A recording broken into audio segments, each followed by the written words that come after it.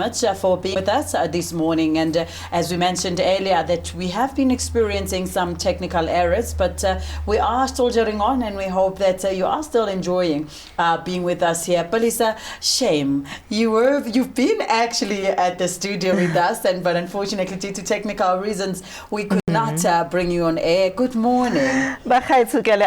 A very good morning to you, Susanda, and of course good morning to our viewers. Of course, and I will be with you for the next 3 hours.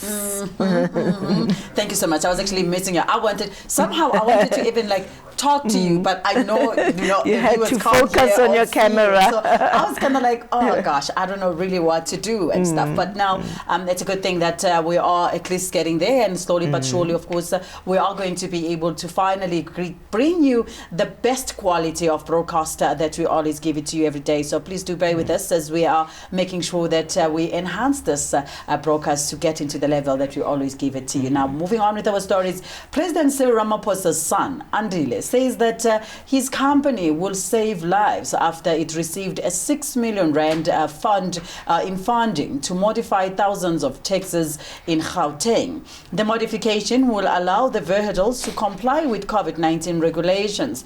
The non-profit company SDI Force is fitting screens that will create a driver separation capsule without ventilators, with windows as well, giving ventilators, sanitizers, dispensers, and changeable messaging boards in taxis. And all these are aimed at preventing the spread of coronavirus inside the taxis, which are now allowed to carry passengers at 100% capacity for the short distance trips. Andile Ramaphosa said that in a statement that his campaign will save countless South African lives, and that it goes directly to the heart of the finding ways to face this pandemic head on and mitigate its effects. I mean, this has, of course, Palisa, caused a lot of uproar in the society. People are saying that why is it that the son of the president is receiving this tender without it being put in the public to say there's a tender that people need to bid for, and of course others are coming up to say this was his idea, so you don't necessarily need to be bidding for that idea. But how many other people that had the same idea? And of course, and we know that there's a specific amount of money that the government, that you are not supposed to be bidding for, which is way, I think it's below 300,000 rand, if I'm not mistaken, in there. So 6 million, it's something that of course needs to be put in public for people to bid for, and everybody else get. So it seems like there have been a whole lot of discrepancies in there, but he's not denying it though. He say yes, he got the tender. But Susanda, I think we need to clarify something here. What I know, or rather what I've researched, is that this is not a tender. It wasn't a tender. It's a business deal, and Andile is also a businessman, apart from him being Ramaphosa's son. But this is just a strictly business aside from tenders. And as a businessman, he is allowed, it is his right to, do business with whoever that he wants to do business with. So I think maybe just that, there need to be clarity, or Andile must actually speak out to say, is this a tender, to the people, or is it just strictly business, number one. And number two, the other disadvantage here is that, when you are a son, or rather you are connected, or your family member is in politics, it doesn't mean that you cannot do business. Now, what are we saying, about children of politicians or prominent business people or famous people? Are we saying now they cannot, practice business aside from being connected to who they are or with they are? It's actually it's very sad, because you end up having people, because now there's Ramaphosa's sons or Zuma's sons, or whoever's sons. Now that means now they don't have or rather they're not giving the opportunity to do businesses. Like I would make for an example, I think about a few years back, the late Jo Mafela also came out and complained that he had a son who was supposed to be admitted at Wits. And when the son was admitted at Wits, and then they were applying for this, funding, or NAFSA's funding, or whatever funding it is, one of the officials at Wits was like, no, but this one is a son of Joe Mafela, she can afford, and things like that. So Joe Mafela came out and said, but then my son is suffering because of my name. I'm an independent person, I'm a public figure, but then now this, my son is not able, or rather they're not giving my son, you know, those opportunities of applying for funds because he's Joe Mafela's son. So the same with Zuma.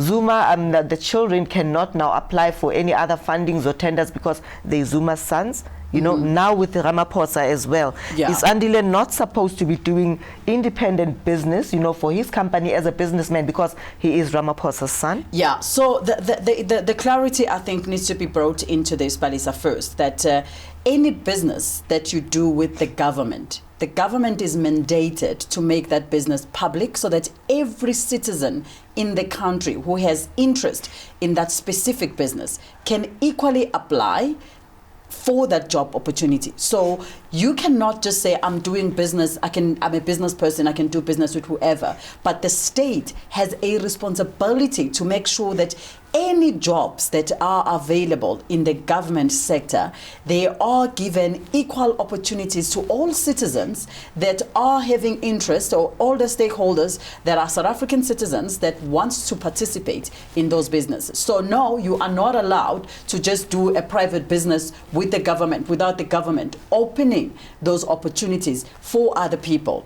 But if it's there is a certain amount of money, of course, that the government can do business with people that are coming with ideas to say, listen, I've got this idea and this is what I need to do. But once it reaches a certain amount of money, the government is mandated to open this up and say, listen, if you have a similar opinion or idea in this type of business, then come in and tender in and let us all. That's why they even introduced this public tendering system. So you cannot just say, I'm doing private business, as long as it's government. If it's private companies, yes, you can do whatever that you do. They've got their own rules. They can decide who they want to bring and who they. But the government is mandated to make sure that this one everyone, specifically, Ramaphosa, Andile Ramaphosa, is it not the FNB private business, you know, with a businessman Andile Ramaphosa? It's got nothing to do with tenders and, you know, government funding. But the state is putting money in it. So even if there are private businesses involved, the moment the money also, there is some money that comes from the government, then it becomes a public issue. It becomes a public issue. Yes, it becomes a public issue. No, that then, you are correct on. Yes, True. and then the second part of it, where we said that, you know, can the children of those people, you know, it's like lottery. Okay, it's like lottery. If any of your family members work at lottery, either they are cleaning the floor or they are managers, you are not allowed to play if you are directly a family member of that person, because your win might be seen as there's been some But what if it's a cousin of a long distance cousin and, you know, relative? No, and but I'm now talking about your immediate family members. Okay. Your immediate family members, they are not allowed to participate. So it's the same thing. The moment you come into business, into government, you know, we know that there are a lot of government officials that are doing business with the government, which it's actually not supposed to be. It is fraud. Once you work for the government, you cannot be getting tenders from the government, because obviously, you know, now those tenders those businesses would of course be influenced somehow. So it is not fair that you would work for government and still do the business with the government. So it is always being discouraged that people can actually run businesses while they're actually working for the government. So, but you can, it's obviously like it's specific types of businesses, of course, but you can somehow be maybe a member in some way, you know, to then you end up, doing business, just like the gentleman that had so much moyo, that he had issues with the bank and stuff, but of course that's a private bank and stuff, but still, if you happen that you are now doing the business with the government, the process must be very clear. It must be extremely clear. I remember on all the uproar that was brought when former President Jacob Zuma's children got into business. I mean, the young woman as well was, I think it was Gugu, who was also found to have benefited from, she was a CEO of a director of another company, a private company, but that was doing business with government. Then it was a problem. And same thing with the son as well, Tutuzane. He was doing private things with the Guptas, but they were doing business with the government. Then it becomes a problem. You know, if they're still running their business in private, then it's fine. But once it comes to the government, there must be clear indication that this person deserves it, because really it won't be fair to say now because you are a child of a president, you are not allowed to be a business person, you are not allowed to do anything. Andile is a businessman, we all that we know that. Tutuzane is a businessman, we know that. But we want transparency. We want things to be done open, so that people don't cry foul to say, oh, but how about us? True. So, Sisanda, you know, I agree totally with you there. Right? I mean, right now, a whole lot of people are even asking, Guti, if these were not, you know, or they were not connected to their family members, would they be getting, you know, these fundings or these jobs? I mean, even not only tenders, but also fundings as well. You know what I mean? So it is sad because you know that a whole lot of companies are applying for these tenders and fundings and all, but because they're not connected, then they end up not getting them. But then the ones that are connected, that are the sons and daughters, you know, of people in government. It is so easy in a split second for them to get, you know, those tenders and fundings. But otherwise, it is what it is. It's a very unfortunate one. But moving on with our stories, the police have arrested 5 suspects linked with the kidnapping at the house in the Vaal. The suspects were also found with several firearms and ISIS training manuals. In June this year, a group of ISIS terrorists based in Mozambique warned South Africa not to intervene in the war between terrorists and government over gas and other minerals in Mozambique. Now, going on with our stories, maybe before we can get into that one, Palisa, we are all having a serious problem right now that these people are actually in the country. Yesterday, they were arrested, of course, and unfortunately, the only broadcaster, that there was only one broadcaster that actually was able to cover that, and unfortunately, we can't have the visuals of that. But it is quite very sad to see that, you know, ISIS is here. Anything can happen anytime. Now, when you get to listen and get to see what happens in other countries when these terrorist groups rock in, and they don't just go to somewhere in the rural area when there's nothing. They go to the most prominent places where they know it's going to hit the economy just quite very much, and it's a very unfortunate one. Yeah, well, it is what it is. You know, ISIS is here, and apparently, you know, there were 5 guys 4 guys were arrested, and one of them escaped somehow, you know. But then why they believe that it was ISIS, because, you know, on the crime scene they actually found the ISIS flag. So what happens and how they operate, rather, you know, they would kidnap people, or rather business people or somebody with money, and then they would call their families asking for ransom. So what happens is, you know, after the investigation, because this older guy, I think it was a 72-year-old guy, you know, around the Vaal, that was kidnapped.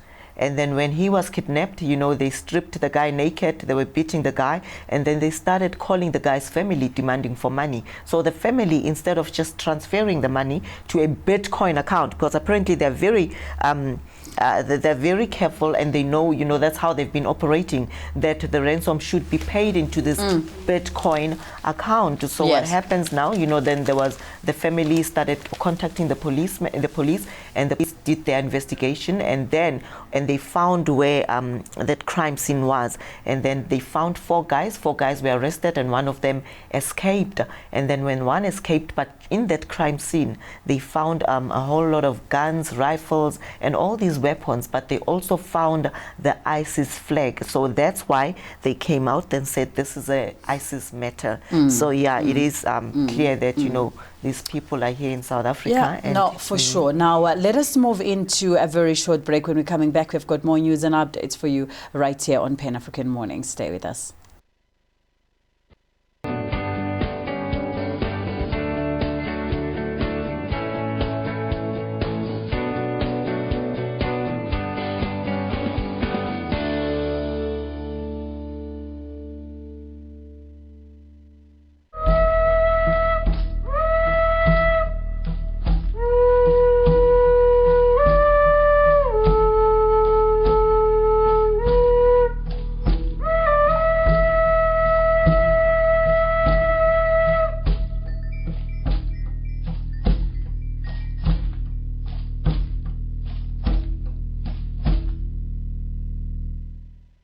Walila umntwana alilela umamake wamthatha wambeka esifubeni sakhe wathi thula sana lwam wathi thula sana lwam. Hello, Dumelang, Sanbonani, Absheng. My name is Mariki Bothma, Ntomza Mazulu, Zindli Ntomza se KZN, all the way from KZN, but currently here in Midrand, Joburg, at Galaxy Universal Network, Starset Channel 500, and on our Facebook page, Galaxy Universal Network. Welcome to a brand new show called Scars.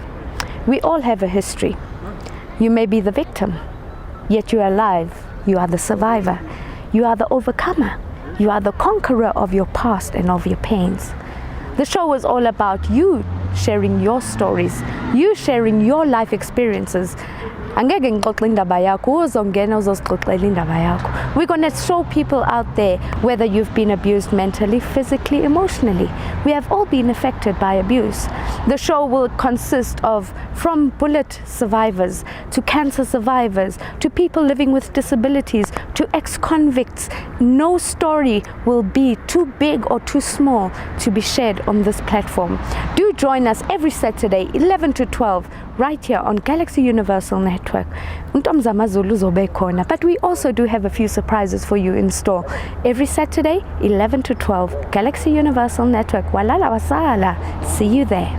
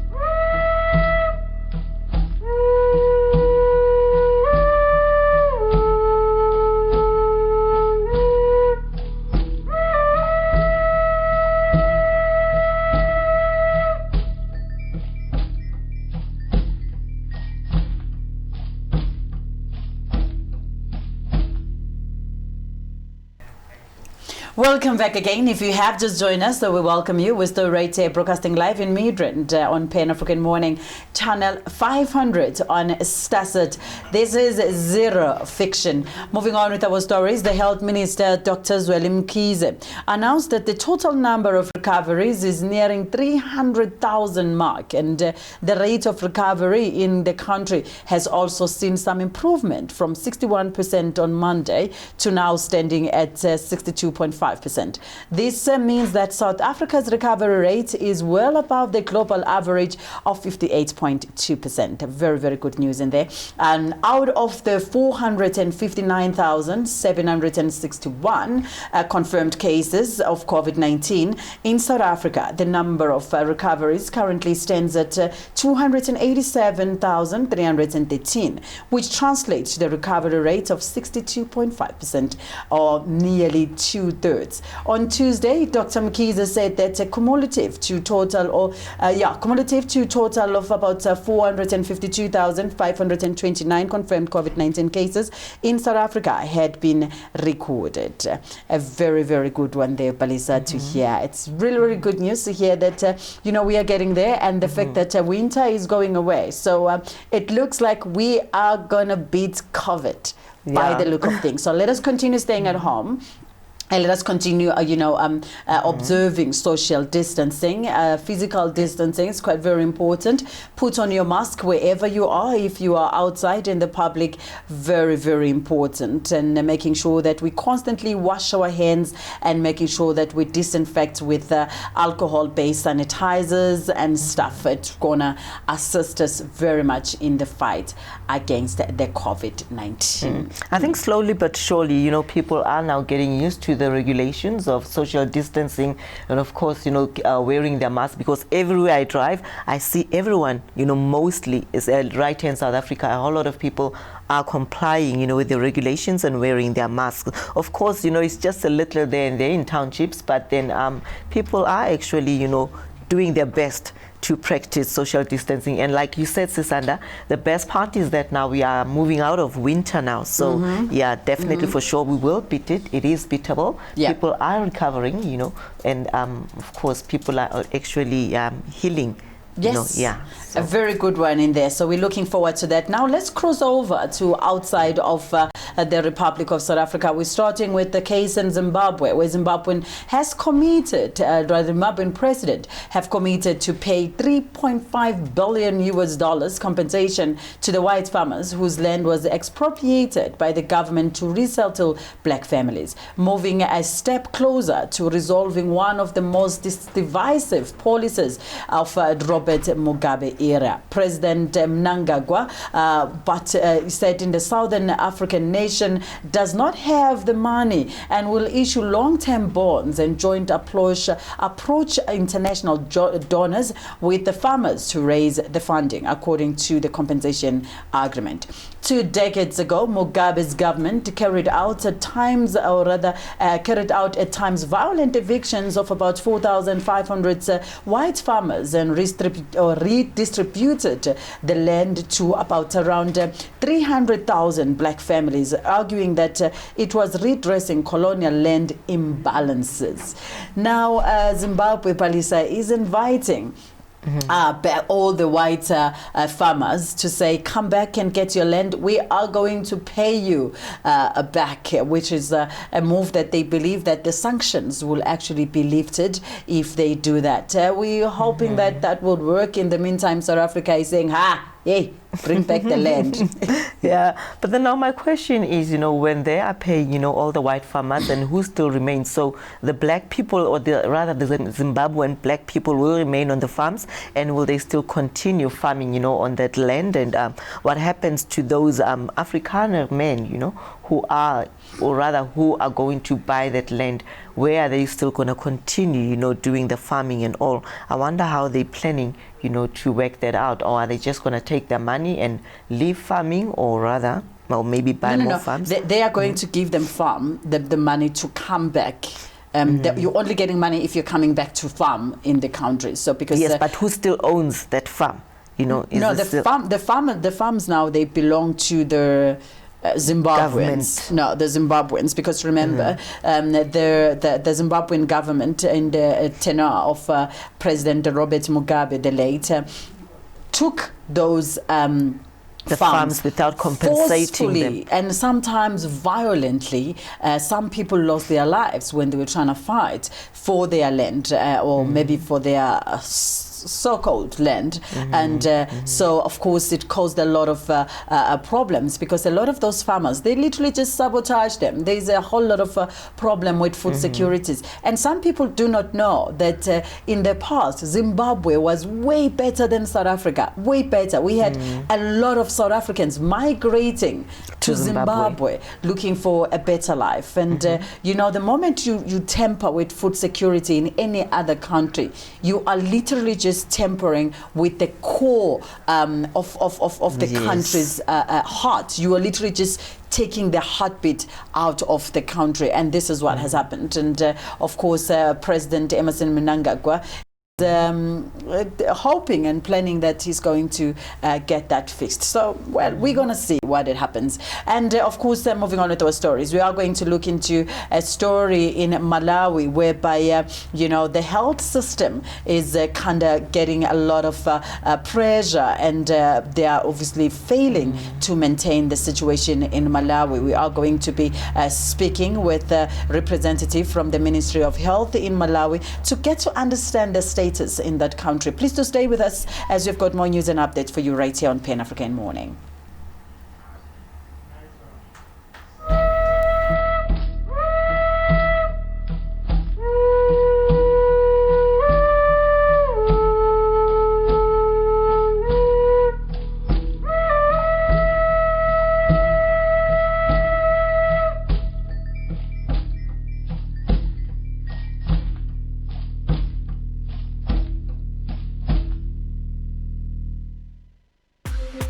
Challenge your ordinary. Experience the extraordinary. Not only the government, the municipality here has had no plan. Now, I believe that my peace is my most valuable asset. Absolutely beautiful! This is exactly what I was looking for! DJ Khaled! It is a day to celebrate. We're ready for action. I like it when it's nice and soft. Yeah, that is nice. How was it like growing up in Nigeria? Yes, sir, you know what it is. Feeling is there that, you're doing something special. Stop being so dramatic, Mira. You should just be what you want to be.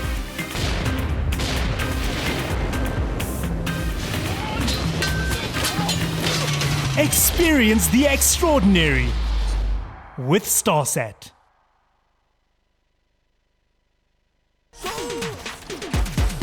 Feel the heat.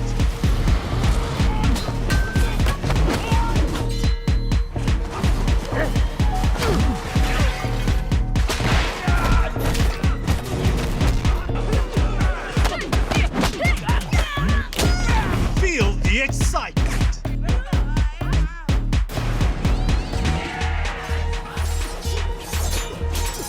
Feel the heat with StarSat. Feel the heat.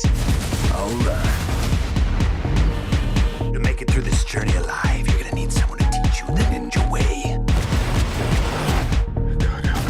Don't just stand there, kill someone!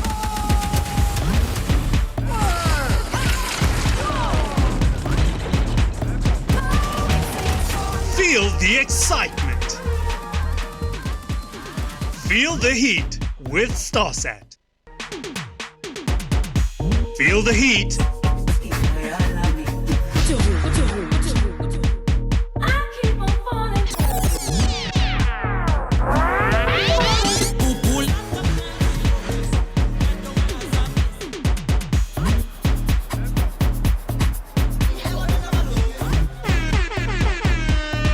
Feel the excitement.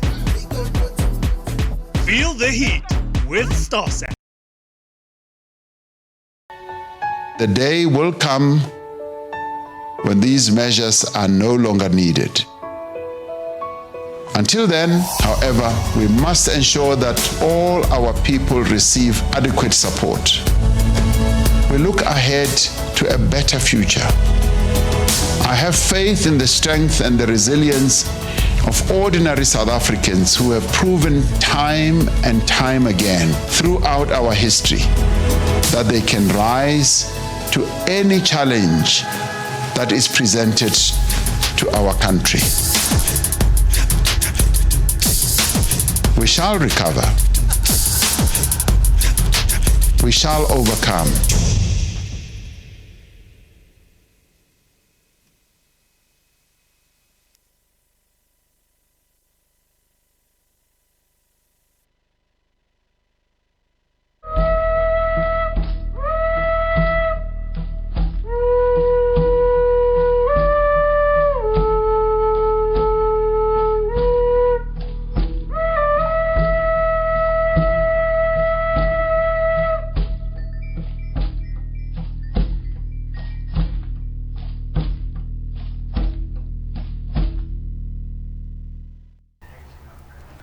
Mukhaid, so welcome back. Now you are still with us right here on the Pan-African Morning News. This is Channel 500 on Galaxy Universal Network.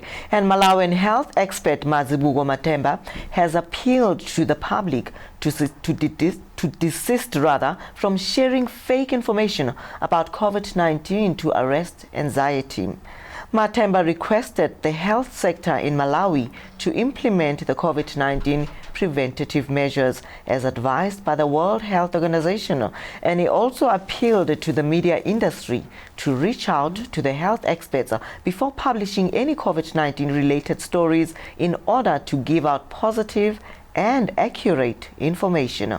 And in addition, Mr. Matemba calls upon all religious leaders, celebrities, social media influencers to use their platform to promote awareness and positive stories about COVID-19. Now we are joined by Mr. Matemba as we look through this COVID-19 pandemic. Mr. Matemba, welcome to Pan-African Morning News. How are you, sir?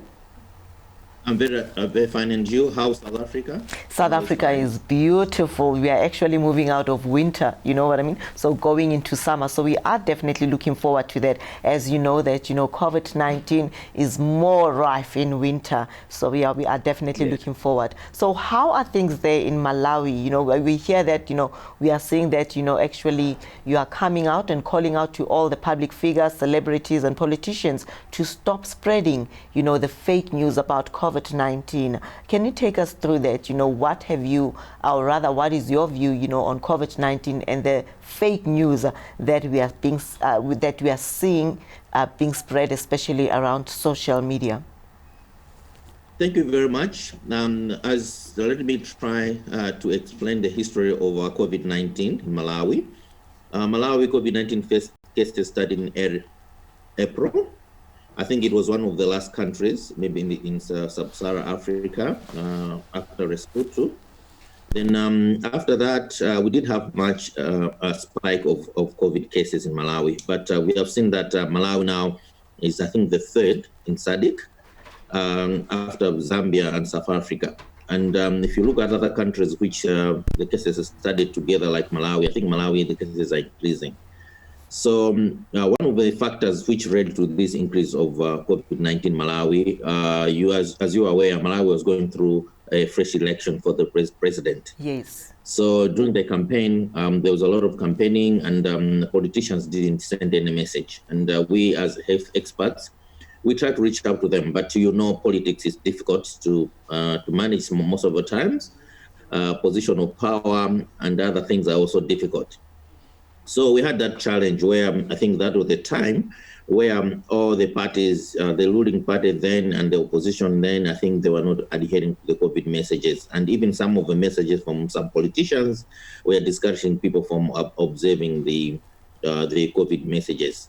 So we tried to reach out to all the stakeholders, including the chiefs, the politicians, but also other citizens, so that they could champion this. But it was a bit difficult. So now, since the cases are increasing, for example, as of yesterday, the 29th of July, our cases is now at 3,858, and we have recorded 107 deaths. And if you look at that, if you compare with other countries, Zimbabwe and others, you can see that Malawi, I think, even in terms of deaths, I think it's more on the increase, even though it's below to the estimate, which was done way back in April by the Kunika model. This is an estimate of how Malawi will fare on COVID-19. We are expecting to have 50,000 deaths within this year, but currently we're at 107. So in terms of deaths, if you look at the model which the ministry is using now, you can find out that I think we're a bit below. But in terms of in-country, looking at our vulnerable health system, we still want to have this type of cases, but also the number of deaths. So it's an issue where I think we have reached out to chiefs, and because right now we have local transmission. Previously, you need to have more of foreign transmission. Currently, we have more of local transmission than foreign transmission, because previously in April, what was more prominent was cases were coming from neighboring countries through Mozambique and through Tanzania in the north. But currently, we have seen that we have a spike of in-country or local transmission, which is scary, looking at our vulnerability, but also our culture in our communities, how people stay together. So we are reaching out to politicians, but also our community leaders to make sure that they champion COVID-19, because as you know, Malawi is a rural-based setup situation where most people live in the villages. So villages where how they stay with COVID-19 will be problematic if they don't adhere to some of these important measures by WHO and health authorities. Yes, Mr. Matemba, we have learned in the past, of course, that a large number of deaths in COVID-19 in Malawi was actually not recorded, looking at the fact that we were seeing a large number of people that were, of course, dying, but that was not put into the list of the actual people that have passed away of COVID-19. Have that been rectified? Yes, I think in terms of number of deaths, I think it's an area where we need to look at the death audit on COVID-19, even though now it's more prominent. But we're going to distinguish between COVID deaths and the other related deaths of other conditions. That is an audit which I think hasn't been done well in terms of knowing whether those deaths are accumulated based on COVID or they're based on other conditions. It's an audit which we don't have at the moment. But over the last few weeks, we have seen that most of the health facilities are recording a lot of deaths. So it's a question where our health authorities now can attribute those deaths due to COVID. Looking now that now we have a spike of the cases in most of our facilities, and we have seen more than 300 health workers being infected of COVID-19. So now we are seeing the pinch of the COVID. And also another indicator which could have also attributed to that is a number of funerals which we can have as a country. Because if you are shielding or maybe you are hiding the information, what you're going to see, the indicator will be how many funerals are you going to see, how many people will be buried. So with that, we can see now maybe the cases were not that much, because we can see how a number of deaths which Malawi is recording in terms of people who have been buried. So that's one I can say that, but we need to do a thorough audit or determine how. But also you have to appreciate and understand that the availability of test kits is still a challenge. And that's an area which Malawi, as you know, Malawi, to able to have test kits, you have to buy them from outside the country, and with the travel restrictions and all those things. Those are some areas which we need to look at the audit of that it attribute COVID or other conditions. Last time, last time when we spoke to one of our correspondents back in Malawi, he mentioned that as of Friday last week, it was reportedly the deadline for some of the PPEs to arrive from China. Did that happen? Yes. It arrived. In fact, the day before yesterday, I was talking to co-chair of the COVID-19 Presidential Committee. He assured me that they have received a number of test kits in the country, and they are trying to expand in terms of sample collection to use even community health workers, because right now, since we have the community transmission, so it has arrived. It's in the country, but I know the burden is on the testing sites. Because now they have been having a lot of samples in the lab, which is waiting for testing. So we can oversee, maybe we might be recording more cases in the coming days, because now we have test kits in most of the facilities. But I need to verify how far those test kits have been distributed so that we determine whether they are doing the testing now. Okay.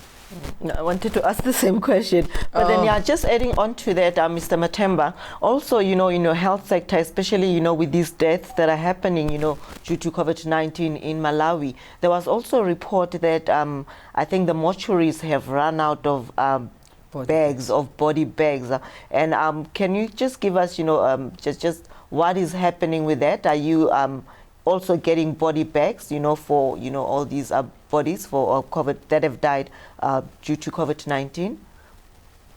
Yes, in fact, in terms of some of the suppliers, I think we had a challenge with the suppliers because I think most of our suppliers for COVID materials, I think they were arriving late, or Malawi was on the queue to get their supplies, because as you know, the supply for medical products normally is done by UN agencies, which normally they look around the world. So indeed, we have been having a challenge in terms of those supplies, including the PPs, because as you know, we have almost more than 300 health workers who have been confirmed that have COVID-19.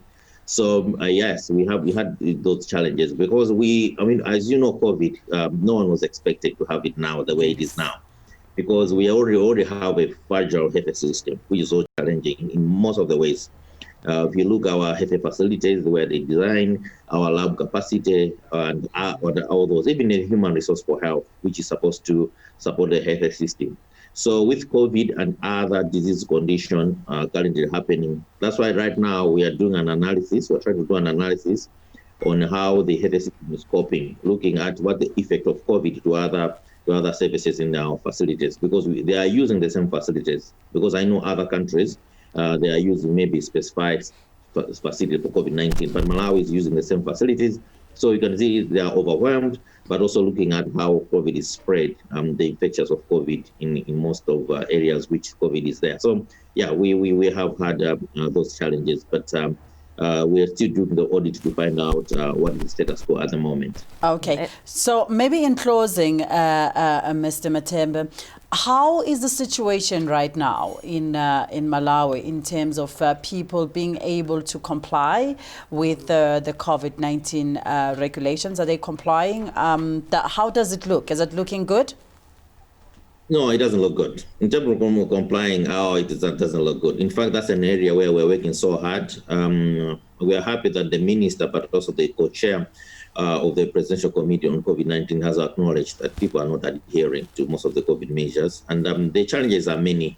As I shared earlier, we are just coming out of a fresh election where people were not observing, but also we didn't see a number of deaths, more deaths then, because people want to see maybe people dying. You know, sometimes human beings are very difficult to accept realities. So it's an area where we're working on. And right now I'm happy that the Presidential Task Force, but also the COVID plan for Malawi, they're now focusing on community, so that we should invest in communication, risk communication, and engagement. So that is an area where we are doing now so that we can contain. Since I've already said that now we have more of the local transmission, which is now at 2,875 as of 29th of April, which is yesterday, as compared to the foreign transmission, which is at 983. Previously, it used to be vice versa. So it's an area where the health system has no choice. They have to go to communities, raise awareness. People need to adhere to wearing of masks. People need to wash their hands with soap. People need to observe social distancing. All those areas which they have to be looked into. But also, you might be aware that we were supposed to have lockdown areas in April, but there's an injunction which the government now is contemplating to discuss in court, to see how best we can do. But yeah, that's the situation at the moment in Malawi. All right. You wanted to say something, or was it the... No, I think we are all informed, and thank you so much, for all the information and for educating us, and keeping us updated on what's happening right there in Malawi. And we wish you all the best, with everything that you're doing to, stop the curve of COVID-19. Okay. Okay, so we will be taking a very short break. Stay tuned. Don't go away.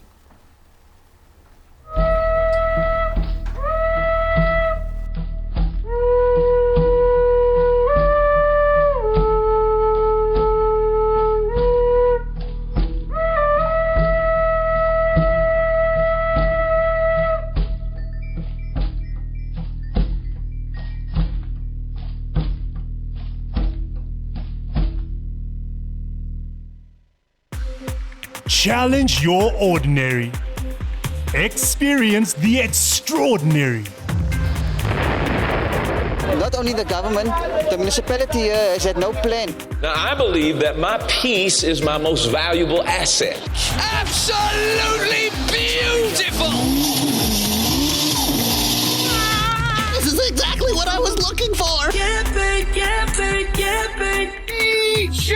Khaled! It is a day to celebrate. We're ready for action. I like it when it's nice and soft. That is nice. How was it like growing up in Nigeria? Yes, sir. Yes, sir. You know what it is. Feeling is there that, you're doing something special. Stop being so dramatic, Mira. You should just be what you want to be.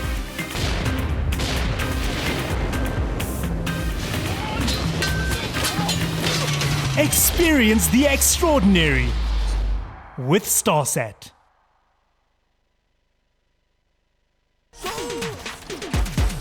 Feel the heat.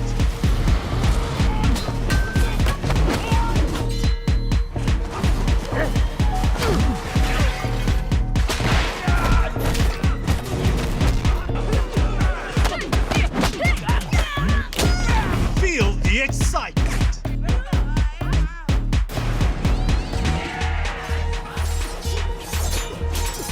Feel the heat with StarSat.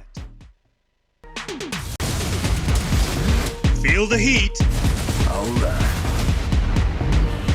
To make it through this journey alive, you're gonna need someone to teach you the ninja way. Don't just stand there, kill someone!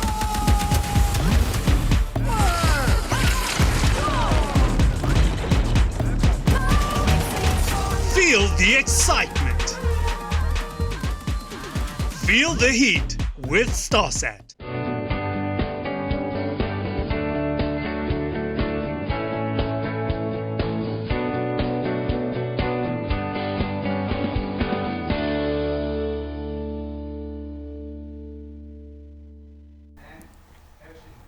Mokhaitsu, welcome back. This is still Pan-African Morning News, and we do appreciate all your comments and all your messages, and we do appreciate your follow. Now, you know, with our people, the people that are joining us right here on studio, you know, they keep on sending their comments, and we have one good comment, I think, you know, besides everyone saying good morning, Pan-African Queens, we do have also a comment from Eunice, and Eunice is saying that, I think it was, she's commenting about the story, you know, of Zimbabweans giving, or rather compensating all their farmers, you know, with their monies. And Eunice is saying that the Zimbabweans understand that taking the land and have no knowledge of agriculture and commercial farming did more damage than good for the people and the country.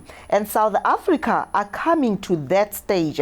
Our country is in a junk state and highest corruption and crime rate and majority lost jobs. Now that is Yunus, you know, commenting about the issue there in Zimbabwe. And we also have people from Malawi also, you know, watching us and also commenting. Uzek J. And Zek is saying, good morning from Lilongwe in Malawi, the warm heart of Africa. Good morning to you, Zach. Yeah, we just spoke, you know, to one of your health experts there in Malawi, and we're saying to you, good morning. We do appreciate, you know, all your comment. And yeah, I think so far, you know, besides everyone saying to us, good morning, you know, Pan-African Morning Queens, well, this the comments that we will keep on, you know, be bringing to you guys there. But otherwise, let us continue with the rest of our stories.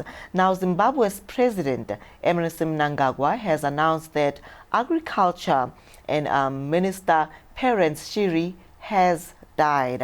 Now, Shiri was a retired general who helped plot the ouster of Robert Mugabe in 2017 coup, and Shiri has commanded the Air Force for 25 years until he joined the government in 2017.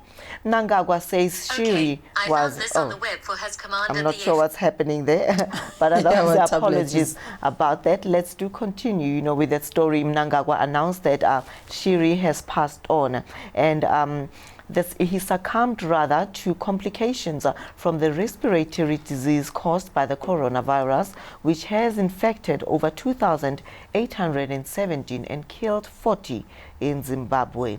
So that's the story that we have there in Zimbabwe. Mnangagwa has announced that Shiri has passed on. So yeah, that is, and apparently he has passed on due to COVID-19. Yeah, unfortunate there that, you know, COVID-19 is actually killing, you know, people. So if you're not keeping to the regulations, you know, wearing your mask and social distancing, COVID-19 does not choose whether you're a celebrity, whether you're a politician, you know, or, you know, it's COVID-19 and it does kill, you know, our people out there.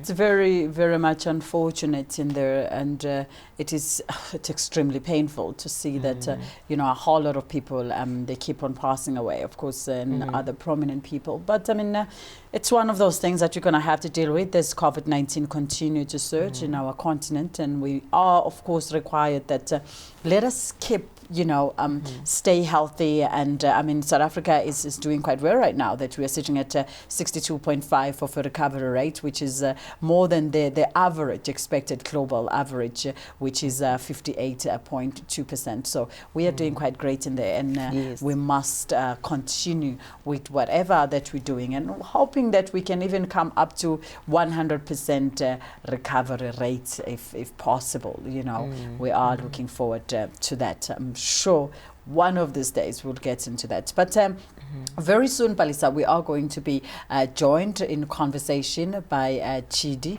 a former journalist based in Nigeria. We are going to be talking about the role of media in building the African continent. And, you know, as we usually would see in most cases, our stories are being told by others. You can even go online. When you go online and type Africa.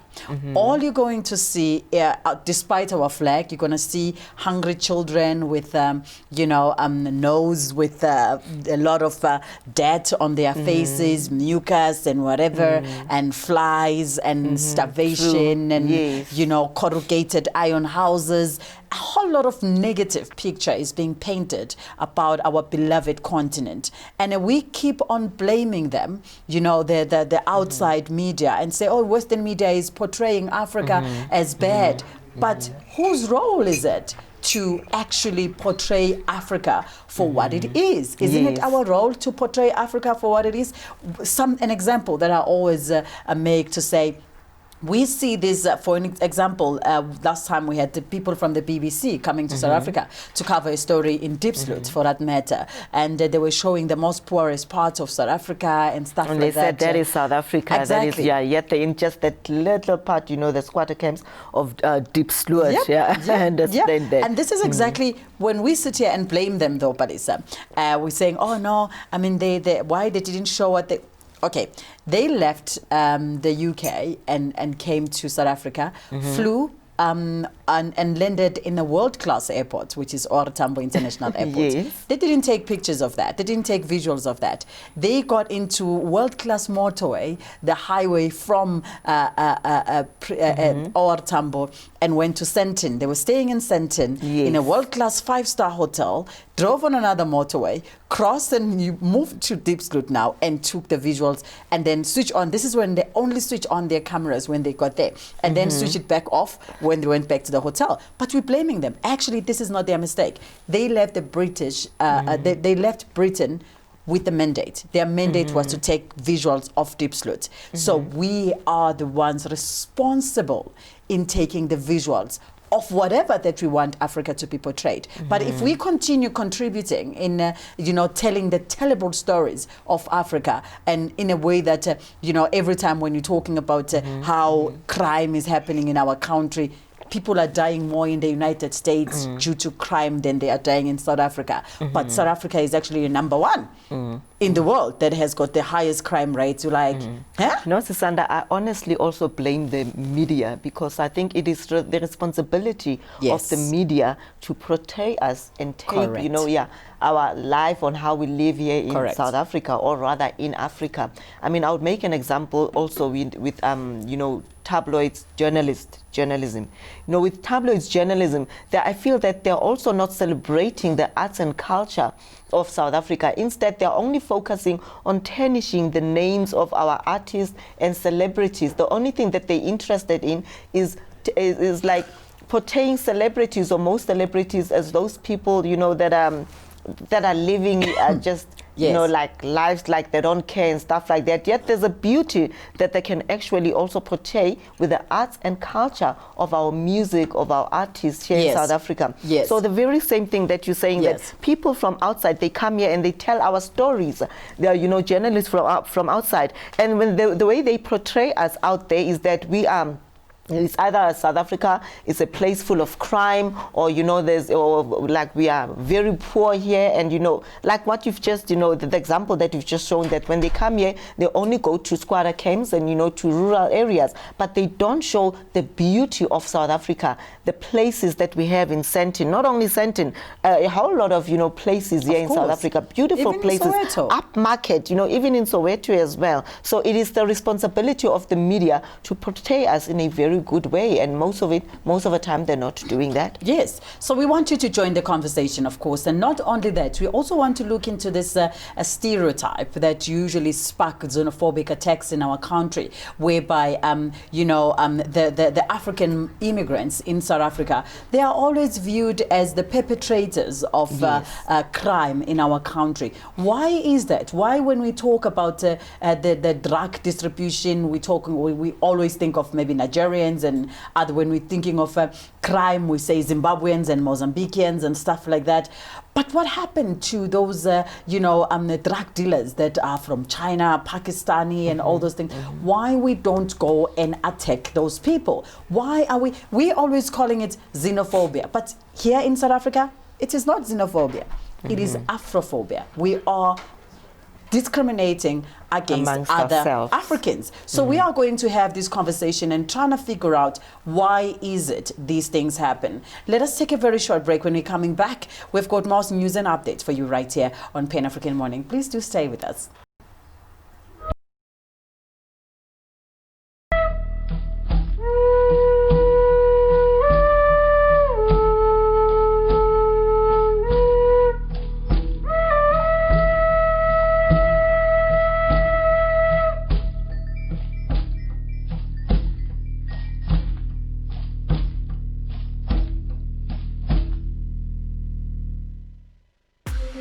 Challenge your ordinary. Experience the extraordinary. Not only the government, the municipality here has had no plan. Now, I believe that my peace is my most valuable asset. Absolutely beautiful. This is exactly what I was looking for. DJ Khaled. It is a day to celebrate. We're ready for action. I like it when it's nice and soft. Yeah, that is nice. How was it like growing up in Nigeria? Yes, sir, you know what it is. Feeling is there that, you're doing something special. Stop being so dramatic, Mira. You should just be what you want to be.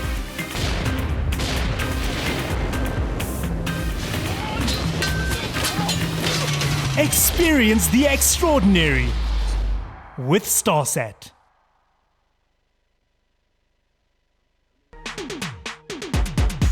Feel the heat.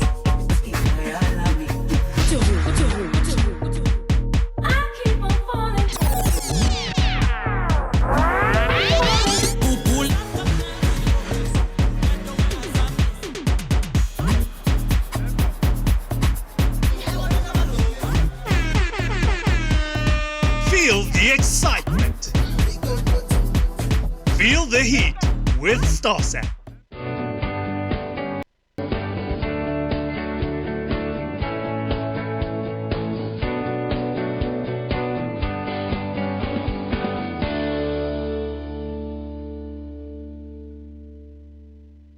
He's from Lagos as well. He's from Nigeria. Welcome back again. If you have just joined us, we welcome you. We are still here on a Pan African Morning, broadcasting live in Midrand, of course, in the Republic of South Africa. And if you are joining us through our social media platforms, we are saying good morning and thank you for staying with us. And for those watching us on channel 500 on StarSat, we are saying hello, more hello for you, because you went out there and got yourself a decoder, a StarSat decoder, to be able to watch us live in your houses. But we really appreciate and we thank you so much. And right now, of course, we are looking into the story that we spoke to you before going to break. Did I say wenting?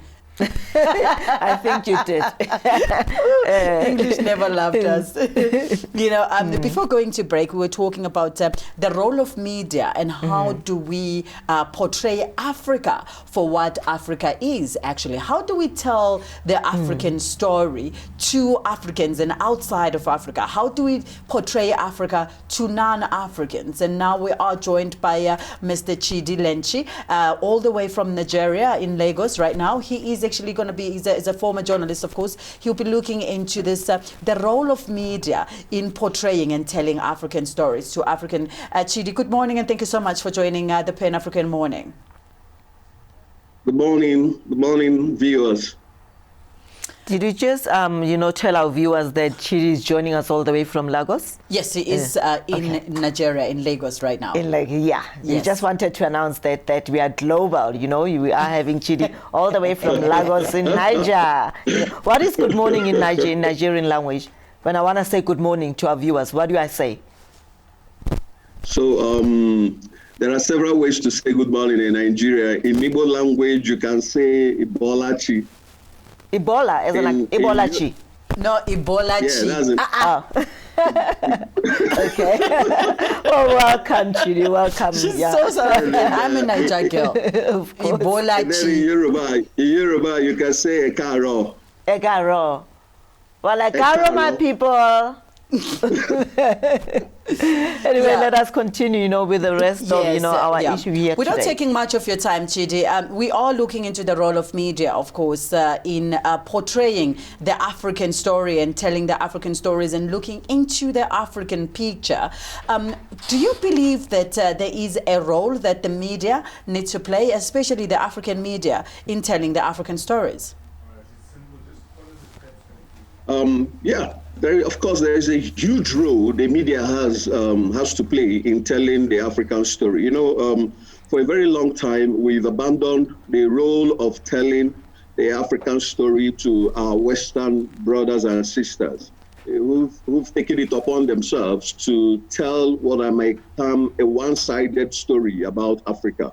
So it's hugely important for media practitioners within the continent to begin to tell our own story. I mean, Africa has its own story beyond the wars, beyond the crisis, beyond the what bad news we see on Western media. There are other stories about Africa that the media has a responsibility, to tell the outside world about, essentially was the success stories of Africa and the things going on here.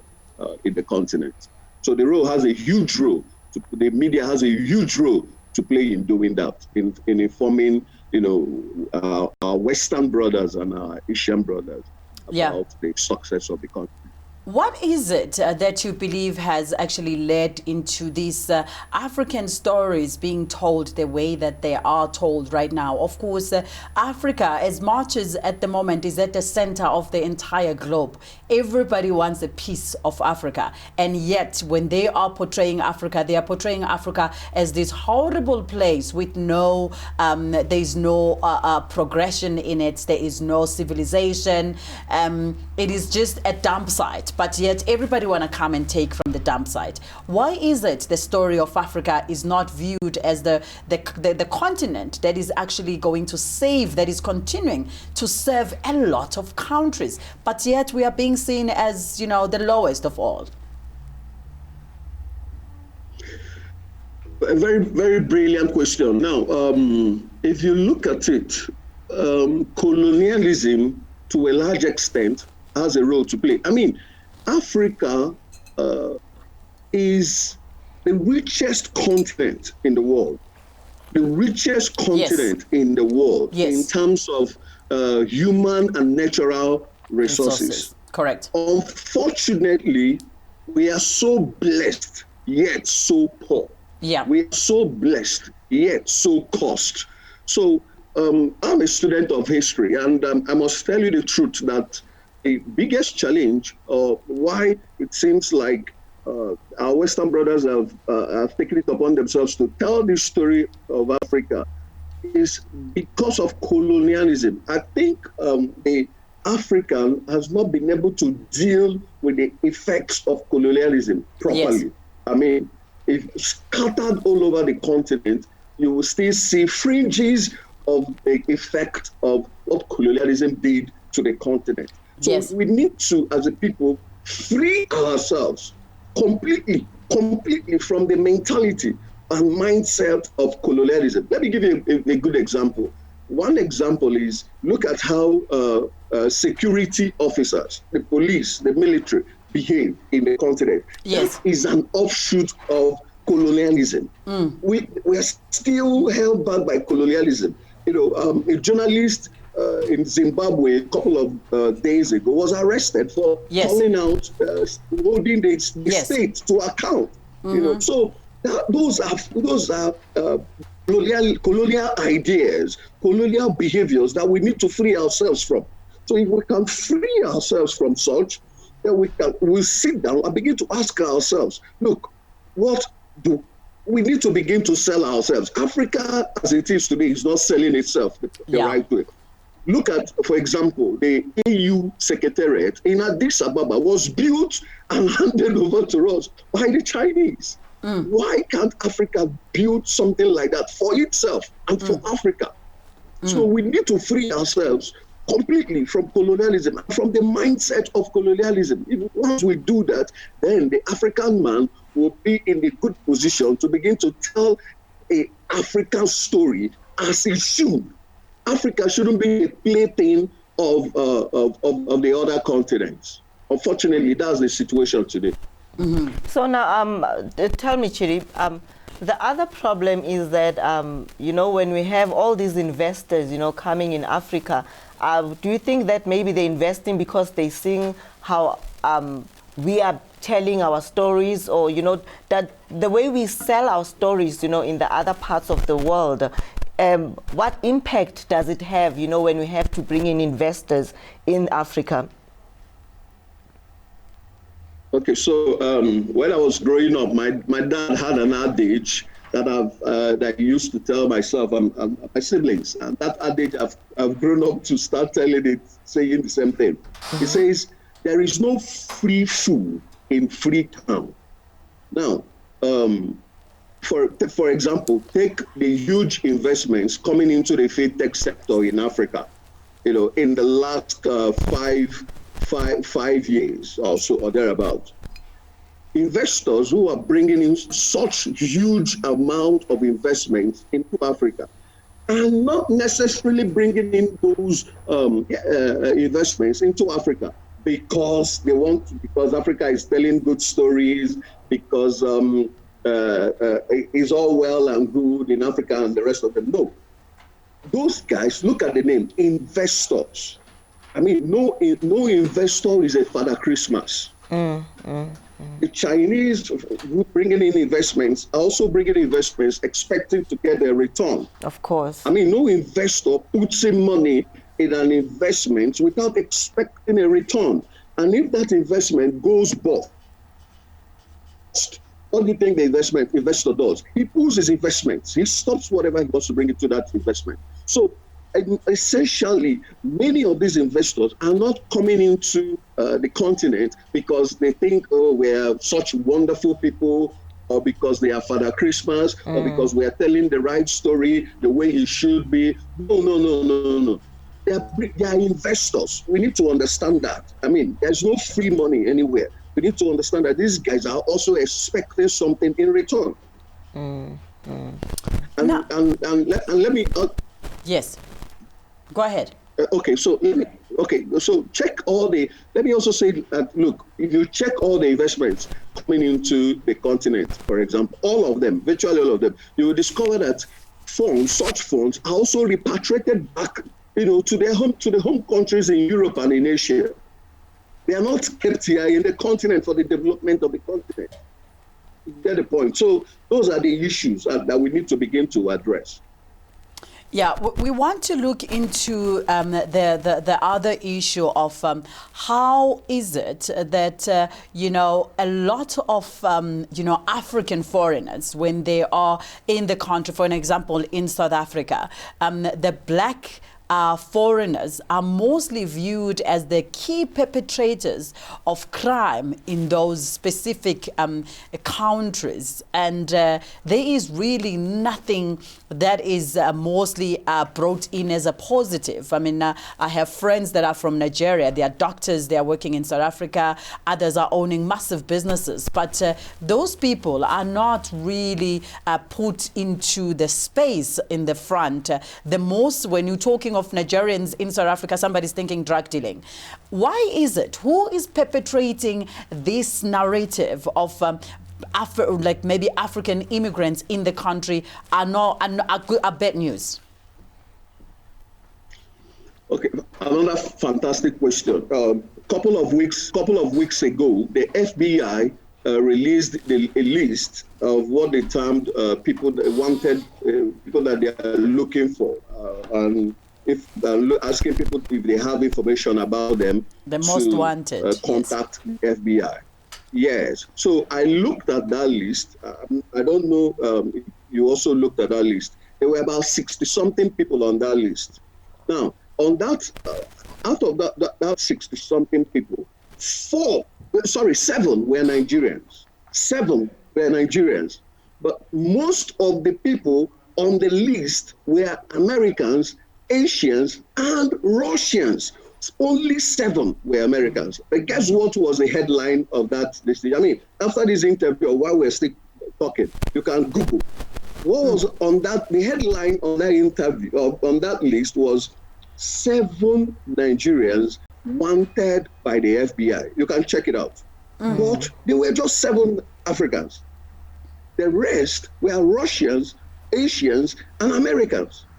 So you see, he that controls the narrative to a large extent controls perception. Yeah. So if you control people's narrative, if you control the narrative, whether about a business, whether about a people, whether about a tribal group, whether about a country, if you control the narrative, then you control the perception about that people. So for a very long time, the outsiders, they've controlled the narrative as to, Nigerians are horrible people. South Africans are horrible people. Kenyans are bad people. So we begin to view ourselves with mutual suspicion. So I get into Kenya, and the Kenyan is looking at me, I'm here to probably snatch their women. I get into South Africa. This average South Africa is looking at me, probably I'm here to deal on drugs. I get into Uganda. The Ugandan is thinking, I'm here to snatch whatever job is there. So the reason is because for a very long time, someone has told that story on our behalf. For a very long time, someone has sown that seed. So it behoves the media, it behoves Galaxy to begin to tell a different narrative. Look, for one Nigerian that is a drug dealer, there are 10 Nigerians that are genuinely successful businessmen, genuinely successful academics, genuinely successful medical doctors, genuinely successful professionals. For one South African lady that's accused of, using drugs or prostitution, look, there are 10 other genuinely successful South African ladies. Now, until the media begins to project such successful stories, someone else will keep telling that will keep controlling the narrative and saying it as he or she wants it to be said. Nigeria is actually. For example, yes, go on. Okay, for example, in Nigeria, anytime I tune on a Western media house, all you hear is violence. So an outsider will begin to think, look, these guys, probably every morning we wake up being bombed out. I mean, a particular state is being bombed out, but that's not the case. So we can simply say that we blame the media rather for portraying, our African stories incorrectly.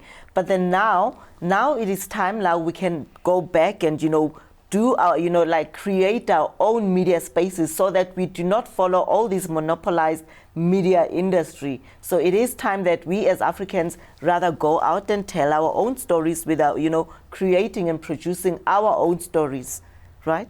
Yes, for sure. Absolutely. Yeah.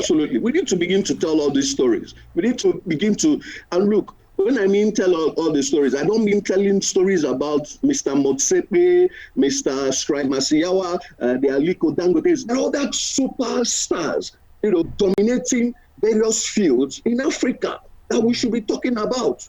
I mean, I wrote a book some time ago, and when I published that book, my dad read the book, and what he said is this: there are several successful stories of Westerners in this book.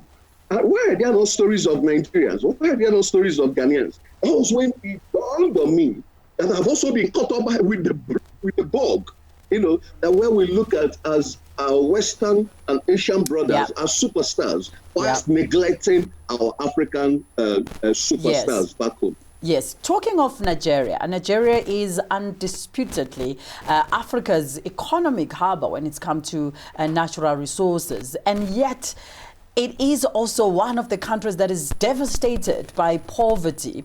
With all these resources, how is this happening? So, you see, one thing that has plagued Africa is poor leadership. I mean, you are asking me about Nigeria. Let me tell you, and I would like to be honest, I'm saying the way it is. From the beginning, the British weren't really interested. They weren't ready to leave. They were forced out. I mean, it's just like also in South Africa, where the voters of this world, they were not really ready to leave. I mean, the people rose up and said enough is enough and forced them out. Yes. Certain structures were put in place. And I can tell you, structures were not designed to make a country, for example, a country like Nigeria, great. They were not designed to make Nigeria successful. So from the very first time Mr. Anthony Enahoro moved the motion in 1953 for the independence of the country, from the very first time that happened, whether from the Littleton Commission to the Richards Commission to the Wakesey Commission, all those commissions say, okay, let's discuss the modus operandi of handing over to locals to begin to, rule themselves and all that. None of that designed Nigeria in such a way that Nigeria will become a successful state. So what you've seen from the first time Nigeria had independence up to this moment is one horrible leadership after another horrible leadership.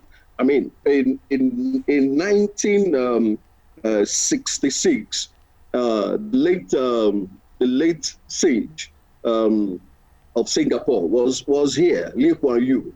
He was here. And in Lee Kuan Yew's testimony, as recorded in his book, From Third World to First World, he said when he came to Nigeria, that he felt that we were people playing by a separate rules. Yeah. That our Minister of Finance then, late Okotebo, who also died during the 1966 first coup that took place here in Nigeria, that the man was telling him that he will soon retire, resign as Minister of Finance, and go and concentrate on his shoe industry. And guess what? Mr. Okotebo was going to do that because he had set policies, federal policies in place that will favor the shoe industry. Do you understand? Yes. That will favor the shoe industry. So he was going to go into that business and focus on that business, not out of patriotism, but out of selfish reasons. So Mr. Lee Kuan Yew said, we were playing by different rules. And guess what? If Mr. Kuan Yew gets to be alive today and visit Nigeria, he will be surprised to find out that between 1966 that he visited here last and up to this moment. So Nigeria has been bedeviled, not just Nigeria, but across Africa. The continent has been bedeviled by horrible leadership. So we have seat-tight rulers, not leaders. People who don't want to relinquish, power. People who don't even believe that there are better persons than them that have the capacity to run the nation. So you now see cases of nepotism, cases of corruption, bribery, scandal, even all kinds of things going up, intertribal wars going on in Africa and in Nigeria also, unfortunately. So it's a case of, it's not just mismanagement, it's a case of horrible leadership. And to be honest, we can trace it all the way from the way the British designed Nigeria to fall. It wasn't designed to be a successful country. However, to make this country a successful country and any other African nation a successful country, we need to sit down. We need to have what we've called a sovereign national conference, where all of us come to the table and ask ourselves, how do we want this nation to operate? How do we want to live? Do we even want to live together? Because there are over 300 ethnic groups in Nigeria. You can imagine that. Over 300 ethnic groups. Maybe if I may ask in closing here, Chidi. In Nigeria. Yes. So we need to sit down and ask ourselves, do we even want to live together? Or do we want to balkanize? Yes. Maybe in closing, Chidi, of course, we are all facing the coronavirus pandemic in the entire African continent, of course, and the world. What is the role of Africa in play that Africa could play in fighting against COVID-19 in a united front as Africans? So the role of Africa in fighting the virus needs to come together. We need to, the African Union need to have a sit down with themselves. Yes. I mean, 2 weeks ago, I followed a conversation between that happened in EU, among EU nations. Yes. You can see the proactive way that EU tackled or is tackling the virus. But I don't see that response from African leaders. I don't see that response as a group. What I see is just what we say here in Nigeria, too much motion with no results to show for it. So Africans need to come together. African leaders need to come together and put up a proper front to tackle this. I mean, businesses have gone under. People have lost jobs. A whole lot of businesses may not even come back to life after this thing. So we need to ask ourselves, what are African countries doing?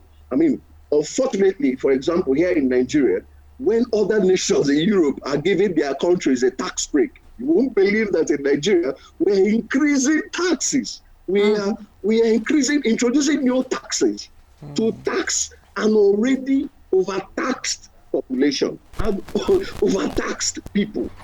So I don't see proactive thinking in how African leaders, particularly here in Nigeria, are tackling the situation on ground. And let me tell you the truth.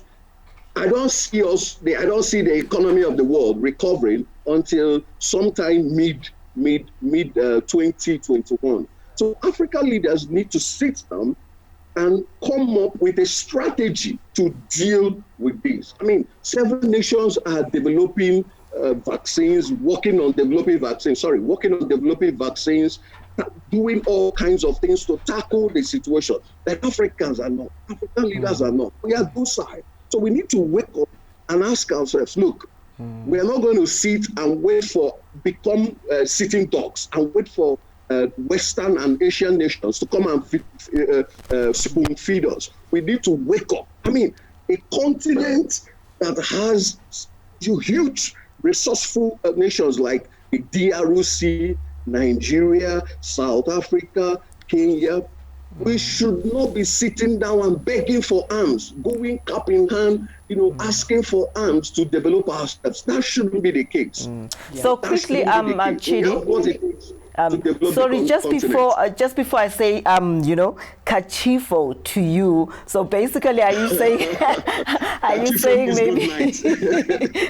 Do you believe like in open borders? Do you think that if our borders can be open, then at least we can now unite? Yeah. So I've actually written a lot of articles on open borders and why closed borders is killing Africa. Take, for example, do you know here, I can't get a direct flight from Nigeria to Yaoundé. To travel to some African states, I need to go to Europe. I need to go to Europe and take another flight back to motherland. And That's part of the situation. That's part of the issues I'm talking about. Those are part of the things that are killing Africa as a continent. Why can't African leaders, the African Union sit down and knock off all the borders? I mean, I should be able to fly into Oliver Tambo without being harassed. South Africa should be able to fly into Murtala Mohammed without somebody looking at him a second time. Africa should do away with the borders. They closed. How do we lock our borders and expect to invest? How do we lock our borders against Africans? Yes, unfortunately, we have run out of time, Chidi. But thank you so much for joining us. We are definitely going to catch up with you again sometime soon because the conversation around Africa is a very crucial one that we need to keep having constantly to remind people. But thank you so much for being with us this morning. Thank you very much. Thank you so much. Thank you. Thank Have you, a great Chidi day. Kachifo. Thank you. Kachifo Nu. Siyabonga. Siyabonga. Siyabonga. Thank you so much. That was Chidi joining us Bye. all the way from Nigeria. And now we are going to be taking a very short break. When we're coming back, we've got more news and updates for you. Stay with us.